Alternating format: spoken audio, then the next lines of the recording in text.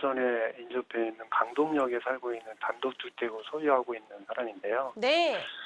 여기 지역이 지금 재개발로 조금 이루어진다고 이야기가 돼 있는데 네.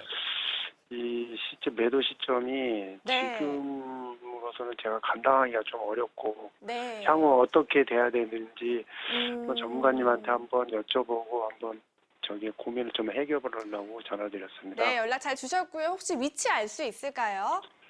네, 여긴 강동구 천호대로 네. 1074-10호입니다. 천호대로 1074-10번지. 알겠습니다. 연락 잘 주셨고요. 바로 상담 진행할게요. 네. 네, 안녕하세요. 네, 안녕하세요. 네, 그 강동역 초역세권이다, 그죠? 네네. 네. 자, 우선 이 지역은 텔레비전 보고 계시죠? 네네. 네, 보시면은 이렇게 분홍색으로 돼 있죠. 네. 분홍색으로 돼 있는 지역이 상업지역으로서 국가가 지구 단위 계획 구역으로 서울시에서 잡혀 있는 구역이에요. 네. 지구 단위 계획 구역에 대해서 좀 더 이제 설명을 제가 드릴 텐데, 요 네. 구역은 C2인가요? 이런 구역으로 C3. 잡혀 있고, 여기가 지금 있는 데가 C3 아닌가요? 네, 맞습니다. 그러니까요. 여기는 네. C2고, 여기는 아마 D2인가 뭐 얼마 그런 걸로 알고 있고, 네. 여기 강동 건너편에 여기는 이제 C3 구역으로 알고 있어요. 네.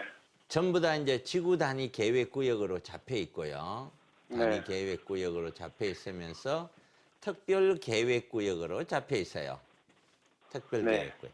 자, 지구 단위 계획 구역이라는 거는 뭐냐면은 이 지역을 개발하기 위해서 지정하기도 하지만 그거보다는 네. 가장 목적이 정비예요, 정비. 정비하고 개발하기 똑같은 건 아니잖아요. 그죠? 네. 정비는 우리 새마을 운동처럼 깨끗하게 정비할 수도 있는 거죠. 그래서 네. 미관이라든가, 미관이 너무 형편이 없어서 미관이라든가 이런 것을 정비하기 위해서 지구단위 계획을 수립하기도 하지만 전면적인 지구단위 계획 내용에 따라서 개발을 하기도 해요. 이게. 특별계획구역이라는 거는 이 지역을 무엇으로 어떤 식으로 개발해 갈지에 대한 정한 것이 없는 거예요. 그 주민들의 의견과 사회적인 흐름과 기타 등등을 보면서 진행을 하겠다 이 말이에요. 그래서 역세권에 보면은 여기 보면은 C2가 들어오면 레미안 강동 팰리스가 들어왔잖아요. 네. 그 같은데도 또 특별계획구역이 있다가 레미안이라는 삼성에서 들어와서 주민들하고 협의를 해서 나는 이 지역에 이렇게 하겠다. 그리고 여러분들에게 내가 어떻게 해주겠다 해서 그런 형태로 그것을 그 정비하는 형태 자체가 주민들이 이게 진행이 말이죠. 진행에 대한 주체가 거기 있는 조합원이라고 그래서 조합원이냐 아니면은 삼성 레미안처럼 일반 회사냐 시행회사냐 여기에 따라 달라지는 건데 조합원이 중심이 되어서 전면 개발을 하자 해서 진행되는 것을 우리는 재개발이라고 그래요. 네. 그러나 회사가 중심이 되어 가는 거는 재개발이라고 그러지 않아요. 전혀.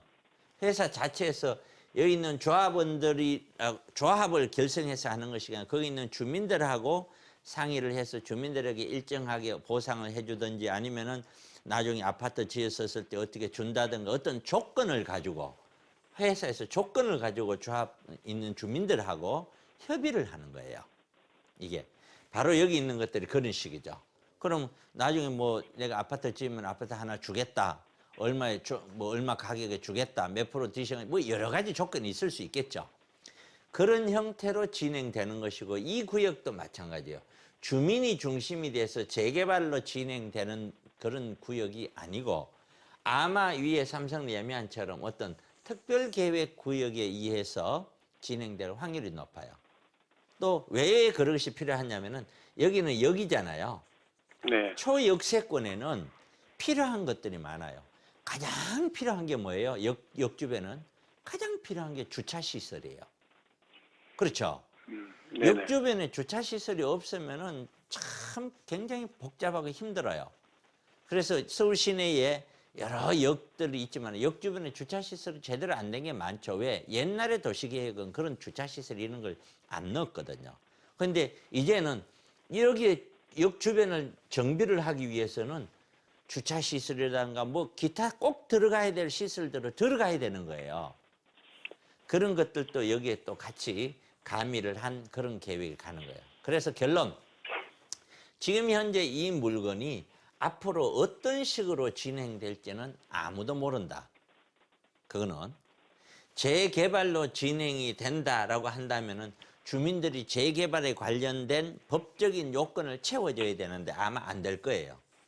재개발 네. 요건은 안 맞을 겁니다. 그럼 결국에는 도시환경 정비사업처럼 옆에 있는 강동 레미안 팰리스처럼 어떤 업체가 들어와서 전철을 하는 형태로 갈 것 같은데 이거는 하루아침에 되지는 않아요. 네. 이게.